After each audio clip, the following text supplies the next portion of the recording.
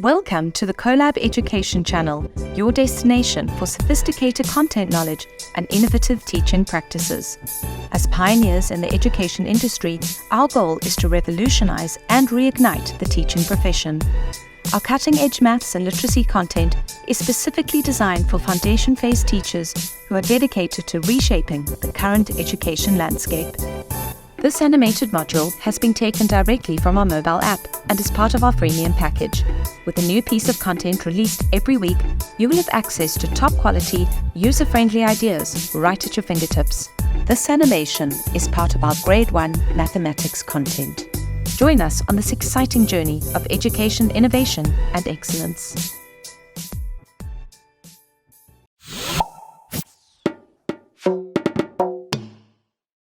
Because the focus of this lesson will be about the passing of time and sequencing of events, begin with a warm-up activity that will revisit some of the vocabulary linked to understanding this concept. Show the children a calendar. Pose the following questions to them. What day of the week am I pointing to? What month of the year is shown? What year does this calendar refer to? How many days are in a week? What are the names of the days of the week?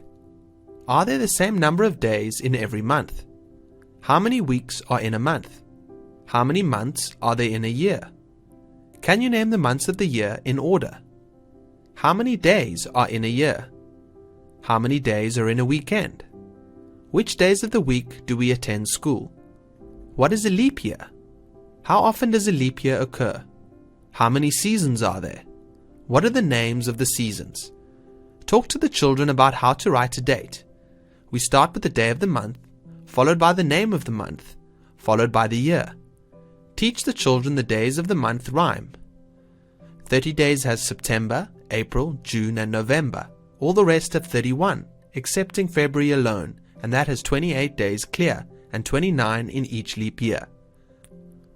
Show the children how by tapping their knuckles and the dips between them, they can figure out how many days there are in each month of the year. This is a simple pattern using a body part. Have the children make fists with their hands. Starting with their baby finger, they need to tap each of their knuckles and the dips between their knuckles while reciting the months of the year. When they get to the last knuckle, they should go back to their first knuckle and continue reciting. The knuckles, which are higher than the dips between them, represent the months with 31 days. The dips in between the knuckles represent the months with 30 days. The children will just need to remember that February is a special month, as it only contains 28 days, or 29 days on a leap year. You can extend the children's understanding of the calendar by asking questions such as, what day of the week will it be 4 days from now? If today is the 25th of June, and Peter's birthday is in 10 days, what date is Peter's birthday? On which day of the week will his birthday fall? What will the date be in a week's time? Show the children that a week's time from then will fall on the same day of the week. If you're conducting this lesson on a Tuesday, it will be Tuesday in a week's time. When teaching children about time, two aspects need to be covered that will assist in developing the children's understanding of this particularly tricky concept. 1. Duration. This is the length of time passing. And 2. Telling time. This indicates time at a particular moment. Right from the start, you need to make the children aware of time being a duration. They need to understand that an event has a starting and finishing point, and that these determine the duration of that event. By using words such as before, after, soon, now, and later helps develop the understanding of this attribute of time. Using words like today, tomorrow, and yesterday helps cement the concept of a cycle of days. The objective of this lesson is for the class to understand the passage of time. An effective means of accomplishing this is to demonstrate how time is reflected through life events. Examine a short duration of time to begin with, such as one's morning routine before school. Ask the children to share how their mornings unfold whilst getting ready for school. What do they do once they have woken up? Do they brush their teeth first, or do they wash their face first? Do they eat breakfast? Do they change into their school clothes before they eat breakfast? Do they follow a similar routine each morning? Encourage them to use words that indicate when things might happen, such as first, next, after, then, And last, have the children cement their understanding of how events in their day can be sequenced by making a wraparound book. This book should display the sequence of events from when they wake up until they go to bed. Provide each child with a strip of paper that has been divided into 5 blocks. Have the children choose one of the 7 days of the week on which to base their answers.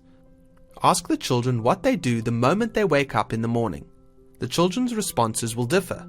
Have them draw the first thing they do into the first segment of the strip of paper. Then ask the children what their last thing is that they do each day before they go to sleep. Again, their responses will differ. Their answers should be drawn into the last segment on the strip of paper. Have the children think about the other things that they do during the day on this particular day of the week. These answers should be drawn in chronological order into the remaining 3 blocks on the strip of paper. The ends of the strips can then be joined by staple or glue to create a wraparound book. These should be shared with the class. Explain to the children that their daily routines reflect a short passage of time. The passing of time can also take place over a long or extended period. They can use words like yesterday, today, later, tonight, tomorrow, last year, and next year to describe this longer duration. As a class, brainstorm the main events that have happened in the school year thus far. These could include the first day of school, children's birthdays in the class, a visitor to the school, a school event such as a play, special assembly or outing, or school holidays.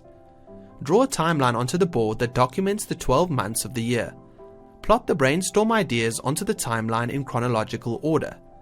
The timeline can be represented vertically or horizontally, representing the date of each important event. Now that the children have seen that a passage of time can span a significant period, have them brainstorm memorable events from their own lives. These can include anything from the birth of a sibling, to a special birthday celebration, to the moving of a house, to the making of a new friend. Spend time talking through these events with the children, establishing why they are significant and in what year they took place. Provide each child with a piece of blank paper. Have the children draw a picture representing one significant event from their lives. Assist them in writing captions for these pictures, as well as documenting the date that this event took place. If the children cannot remember the year the event took place, ask them to think about how old they were at the time and to work back from there. Ahead of the lesson, hang a piece of string across the classroom. This string will represent a timeline. Bring the children together and have them hang their pictures in the order that they took place. As each child pegs their picture to the line, ask them to explain why they are placing it in that position. As a class, discuss how this timeline could be made more accurate. There will be a fair number of events taking place in one year on the timeline, so talk about how they could determine a more specific order to these events.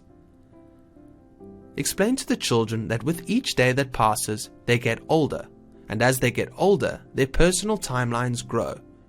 Encourage the children to discuss timelines with their family members, asking them to share memorable moments from their lives. The passing of time should be addressed regularly. By discussing upcoming events, looking at calendars, learning about life cycles, and celebrating birthdays, you are establishing how events are ordered. Revise days of the week and months of the year frequently. Children are able to grasp the week cycle quicker than the year cycle because they have more experience with the former and it occurs more regularly. Thanks for joining us today. We hope you found this animated module informative and engaging. Mark your calendars for our next release, airing next week Wednesday at 8 a.m. Central Africa Time. To stay up to date with our latest releases, make sure to comment, like, subscribe, and follow us on all of our social media platforms, including Instagram, LinkedIn, Facebook, and TikTok. We appreciate your support and look forward to sharing our next module with you. Join the Collab tribe today.